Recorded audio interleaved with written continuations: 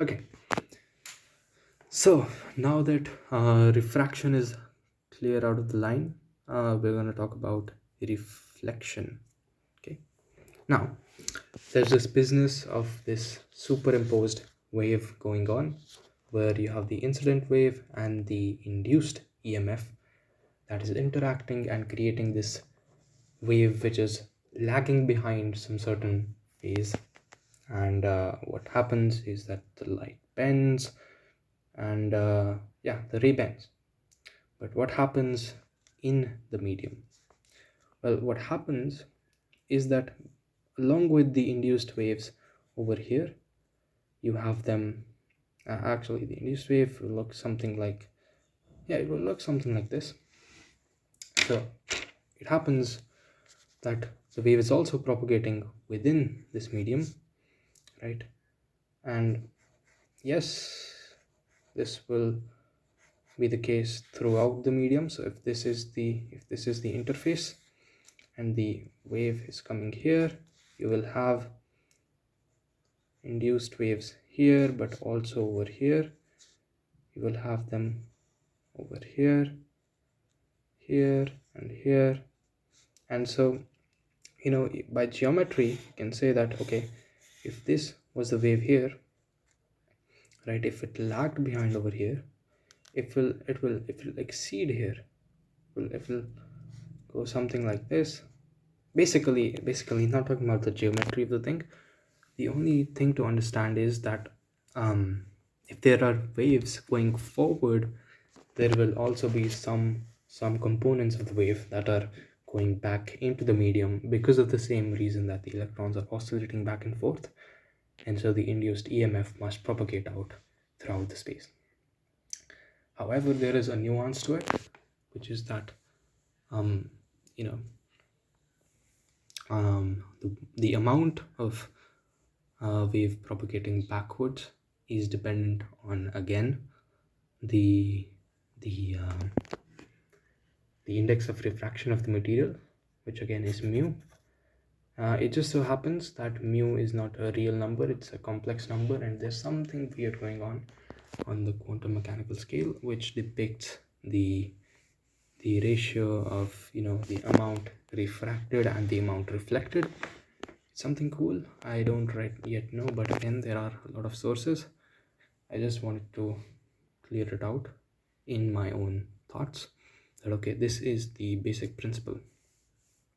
Okay, something to remind me, if this is a wave, the entire reason this happens is Huygens principle.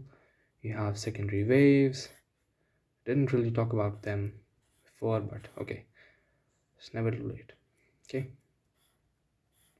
secondary waves, these interact, and the tangent to them, or the wavefront that has the common phase difference, is another wavefront. And that's how Huygens principle works. Every source, every point on a wavefront is another source. And again, wondering why it doesn't propagate backwards. Well, it does, but there is some factor, right? Like if it's propagating this way, the component of the secondary waves will be maximum in this direction as compared to this and in that direction. So I guess it's something like the cos of the angle phi, right?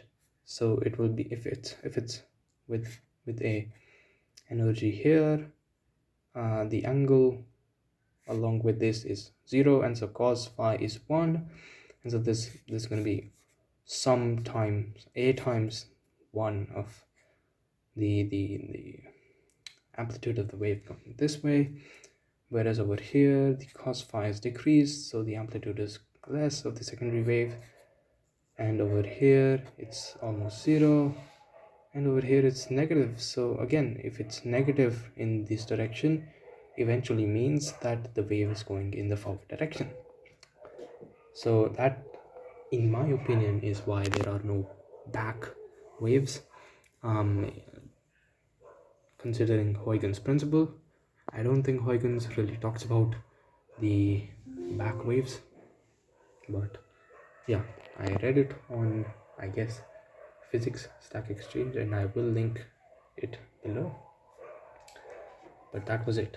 So refraction, what moves forward, reflection, the incident light that goes back into the medium, is the same thing, electrons oscillating back and forth, but the relative proportions, they depend on quantum mechanical properties of the materials and the wavelengths, which are depicted by mu, which has a real component and an imaginary component, and it's something like that, you know.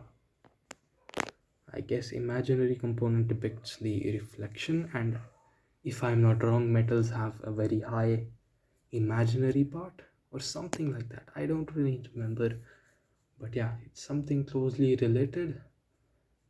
The future me will surely find something regarding this.